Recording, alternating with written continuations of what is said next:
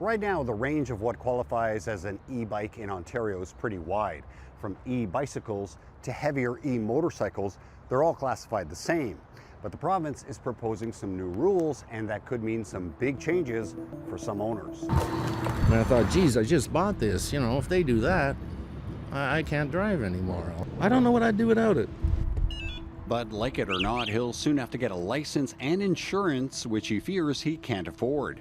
When my wife died, I couldn't afford the insurance and everything for my car. So I sold the car to buy an electric bike, just to get me to the drugstore, grocery store, things that I need.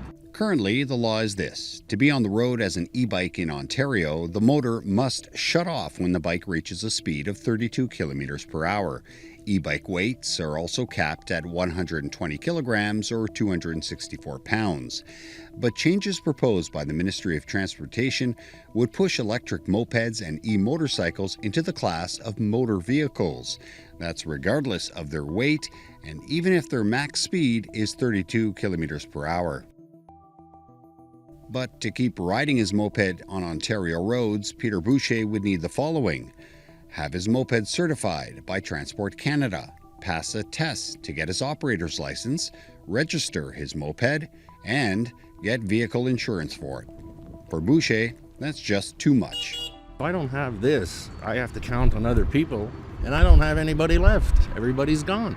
These changes are not sitting well with some e-bike shops, not just for their sales, but for their customers too. People who are using bikes and scooters to get to school, to get to work, to carry themselves to their own medical appointments and not rely on public transit or friends and family. If you take that further, we do service a lot of the smaller towns in Ontario where there's not efficient or accessible public transportation. So it's clear not everyone is a fan of these proposed e-bike classification changes. But what about public safety? These e-mopeds and e-motorcycles, they're classified the same as your 10-speed.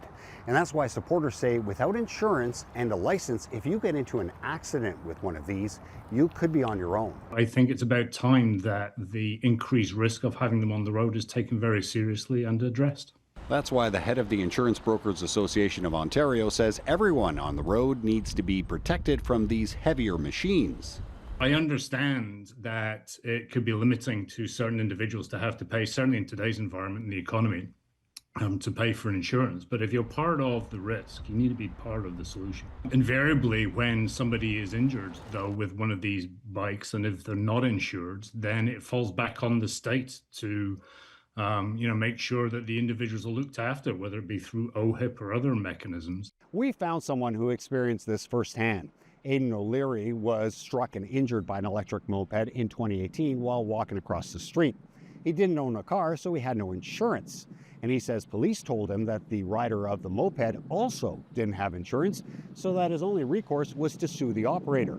He chose not to and ended up having to pay for his own rehab. I'm permanently frightened because I never know when these things are going to come upon me. They ride on sidewalks, they have no regard for pedestrians at all. But the Canadian Electric Bicycle Association says these proposed laws go too far and they punish the wrong riders. It's one of those situations where one kid pees the bed, everybody wears diapers. And it doesn't work. It's not right, especially the impact it's going to have on my business and on the tens of thousands of Ontarians that have these vehicles over the past 15 plus years, that now in one swoop of a pen will have to find another mode of transportation.